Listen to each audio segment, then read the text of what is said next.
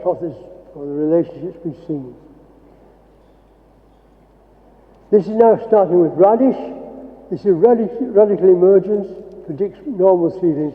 This is percent radical emergence at 48 hours on this x-axis.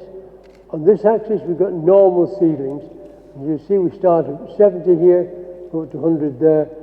And you see right away there's a very good relationship between early radical emergence, 48 hours, against the final normal seedlings there. In that way. This, I put on the R-squares, the correlation R, is very highly significant, given an R-squared of 9.91, which is a measure of the percentage of variation in normal seedlings, which has been accounted for by regression on 48 hours. This has been done 3 times, May 2014, December 2014, September 2015, and all 3 gave high levels of R-squared. And in summary, low early RE equals low normal germination, high early RE is high normal germination. Moving on now to a second method, EC and normal germination, again radish, electrical conductivity of 3 replicas of 100 Cs in 40 mL of deionized water, which was then tested for EC, electrical conductivity, at various times in 24 hours, giving us this. Radish, here we have normal seedlings again, we saw before. Here we have EC expressed per gram. And you've got here now 17 hours EC, and you've got a very close correlation, a negative relationship here, which is R-squared of 0.899. And even after 5 hours, you've got a clear relationship with R-squared of 0.874. A second run, where we had both a second germination and a second run of EC, 17 hours, got negative correlation, and 3 hours, and then third time, where we looked at in June, 17 hours again, repeatable, and 1 hour, just 1 hour of soaking, and then look at EC, you can pick it up. In conclusion, high EC equals low normal germination, low EC here is high germination. All-seed rate, I'm just doing a summary of results here, which were 2 laboratories involved, one in Scotland, one in France. All seed lots more than 65% normal seedlings. Early RE, in Scotland, the correlation with normal seedlings is 0.96, in France 0.87, giving R-squares of 0.92 and 0.77. EC, 100 Cs in 50 ml, H2O, 0.89, 0.93, negative correlation, R-squares of 0.79 and 0.87, all significant. Low early RE, low normal germination, high EC, low normal germination. So we there had the 2 approaches, RE and EC, shown to effective on 2 groups. The seeds we used were all commercially available seeds. They were not synthesized in any way by artificial thing. On we go to our second part, where we move on to look at information to suggest an explanation in terms of an aging repair hypothesis. We looked at germination RE, that is, radical emergent progress curves, mean germination time, MGT, and seed age, early counts of RE and MGT, and EC of single seeds and MGT. Now, this is really almost a pivotal slide. It hangs around this, and I'm hoping to explain a few things out of it. Perhaps some things you know already, they've mentioned some of these things like MGT, but I'll explain how it's calculated. Here you can see germination progress. Here's maize and work we did in early America on seed vigor. It's germination in RE, time for set to germinate here, and you can see this is much slower, this particular seed lot. is much slower than those two seed lots there. Big contrast in the rate of germination. In actual fact, the difference in the rate arises from the lag period, from the beginning of imbibition to the protrusion of the radicle. Here you've got a lag period that is shorter, and this is a longer lag period for this slower germinating seed lot here. You can describe these curves by the MGT, mean germination time, which is sum NT, that is the number at a particular time, and the N is number of newly germinated seeds at times T. T is the days from when seeds are set to germinate. And so, for example, this curve here, it would be the number there at this time here, it would be the number there for this period of time there, that period, newly germinated, this number here, that period there, summed up, divided by N. And in fact, at the end of the day, what you're calculating is the mean length of the lag period, how long it's been for the mean of all those calculations for the lag period from start of imbibition to the protrusion of the radicle. That is, would give a high number here, and would give lower numbers there, and the main cause of that by far is aging. You can see that when you age seeds, anybody artificially, you change curves like that to curves like that. And you assess the age of seeds by artificial age, AA, or by CD. You'll see the age of these seeds is much younger than this one. So age is the major factor contributing to this increase in MGT. And you ask the question, can a single RE count predict MGT? I say that, we were prompted to think about that. We talked about MGT. Can RE, a single RE, which is what we used in the first slides, if you look at this time here at 48 hours, you look up, there's none for this one, non-germinating. Up there you see there's, that one is germinating, and that one so many more. So RE seems to, the first count, an early count of RE seems to predict MGT. And you look at this now, down the bottom, we've looked at single early RE count for seed lots of, and this RE, this is early seedling counts, seed germinated seed counts, or there's correlation minus 0.97, minus 0.97, minus 0.98. Then in fact, if it's a low RE, they are a very low and high MGT. Here we got R squared with MGT. 0.95, 0.94, 0.96. We see here for the three species here, low early RE predicts high MGT, i.e. slow germination, high early RE, low MGT, i.e. rapid germination.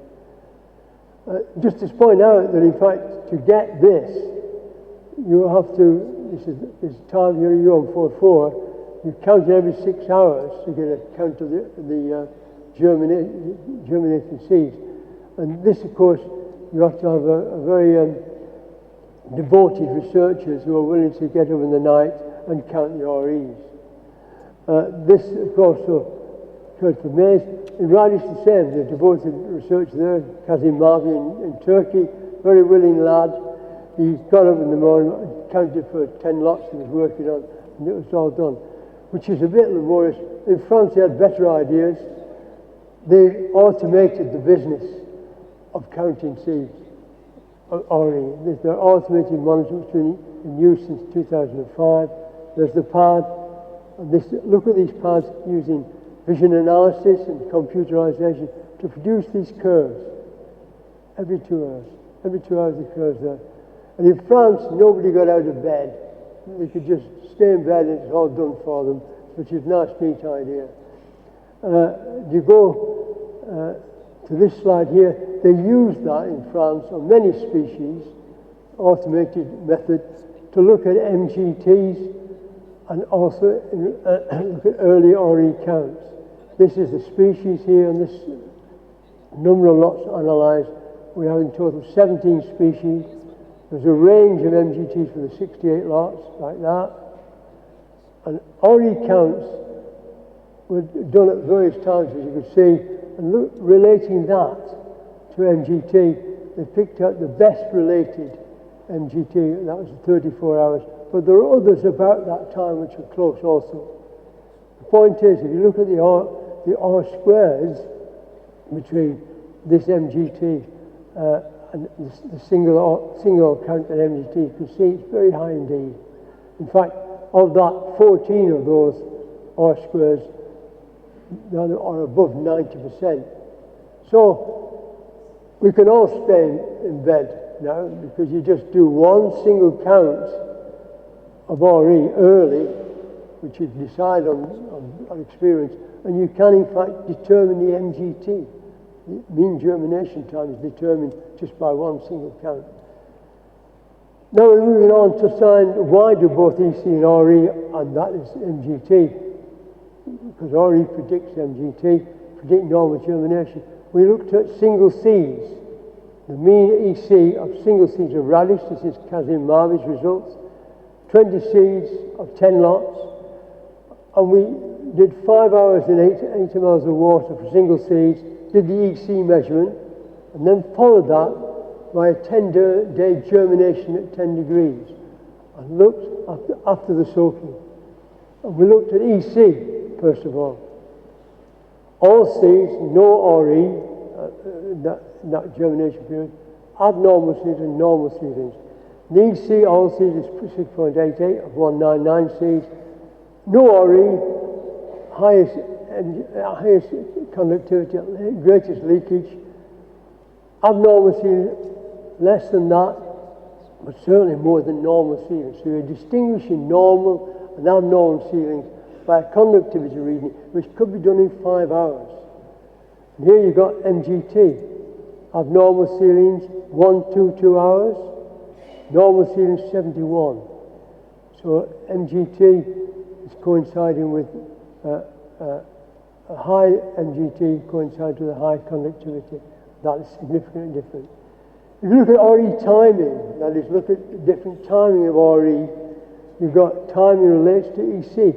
Early RE, that's less than 66 hours, which will be a low MGT. Late RE, more than 66, a high MGT, significantly different in conductivity. These are the numbers of seeds in each of the categories here. All 10 seed lots used differed in MGT, EC and normal seedlings. Higher early RE, lower MGT, lower EC, higher normal seedlings. Lower early RE, higher MGT, higher EC, lower normal seedlings. And this is a suggestion leads on to the next slide, which is an explanation by aging repair hypothesis. We suggest in aged seeds, you have deteriorated membranes, higher EC. This is something that was commented upon in the earlier paper this morning. Broken chromosomes, more abnormal seeds, again commented on what was done this morning, looked at the detail of that submethod. Membrane and chromosome repair in the lag period, which is what this morning's paper was about. Greater the damage, the longer the lag period, the higher MGT needed for repair. Leakage EC greater from seeds that produce abnormal seedlings, high MGT, have later RE, high MGT.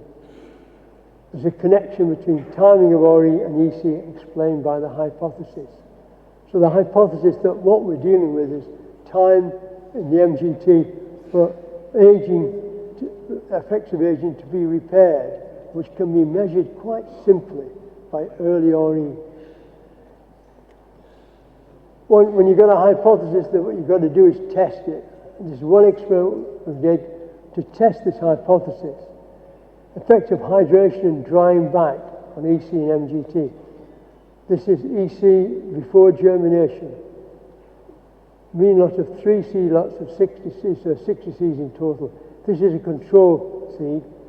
All seeds 6.76, no RE 44.62, abnormal seed 10.9, normal seed is 5.44, MGT 98.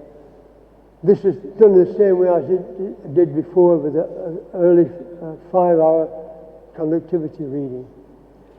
We also, another group of seeds, did a 5-hour hydration and then dried back, not on the normal germination pad, and then looked at the same process, EC first, and then transferred to germination. You can see you've got here all seeds 4.32, which is significantly less. These are rather few involved here, but the one to look at here is normal seedlings. So when you've got normal seedlings, 5.44 here, and you've got normal seedlings 4.32 here. Oh, this is the conductivity reading. It is significantly lower conductivity when you've had a hydration period, which is the beginning of the germination process.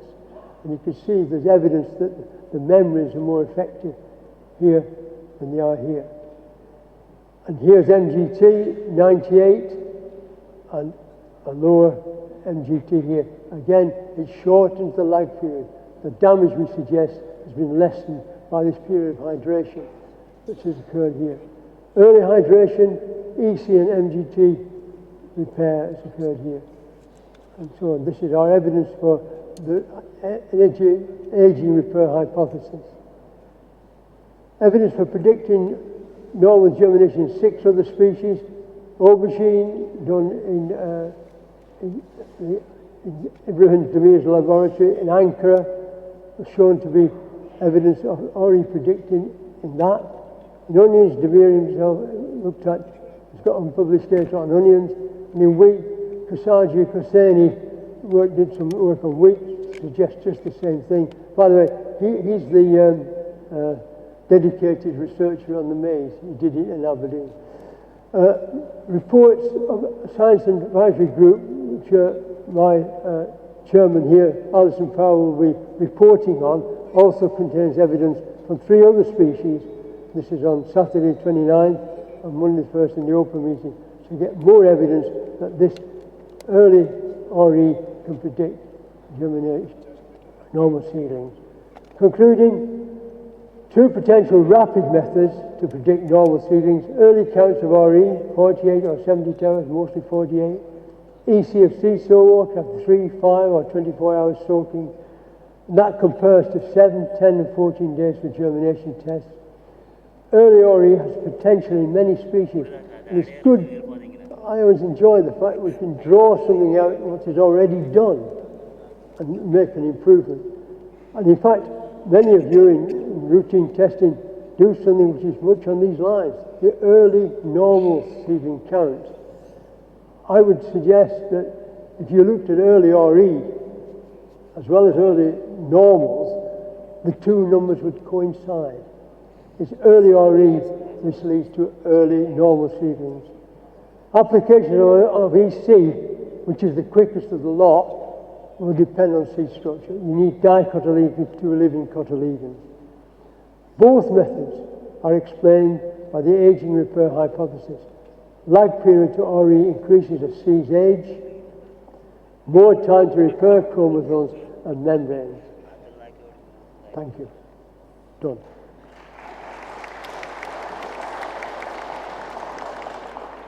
Thank you, Stan.